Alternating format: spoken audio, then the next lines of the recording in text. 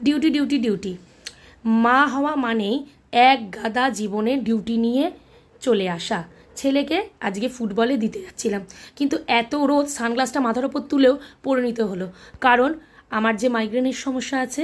তো যাই হোক, প্রথম দিন তো নিজেই দিতে যাই স্কুটি করে, আজকে বর বললো চলো বাড়িতে আছি যখন একটু পৌঁছে দিই তোমাদের দুজনকে। দেখো সবাই ভাত ঘুম দিতে ব্যস্ত দুপুরবেলা, কিন্তু মা হলে মাদের ঘুম মনে হয় সবই শেষ হয়ে যায়। ছেলেকে নিয়ে চলে আসলাম ওদের মাঠে, এসেই দেখি ম্যাচ হবে একদিকে, একদিকে বাচ্চাদের প্র্যাকটিস। তো যাদের ম্যাচ হবে তারা ড্রেস আপ করতে ব্যস্ত, কোচেরাও মোটামুটি মাঠে ঢুকে গেছে, আর আমি তো ছেলেকে নিয়ে ঢুকেই পড়লাম।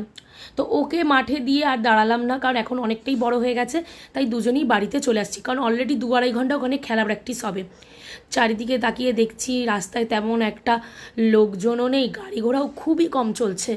কিন্তু আমি একটা জিনিসই দেখলাম, যারা মা হয়েছো, সে চাকরি করো কি হাউসওয়াইফই হোক, বাচ্চার খেয়াল যেভাবেই হোক রাখতেই হবে, তাই না?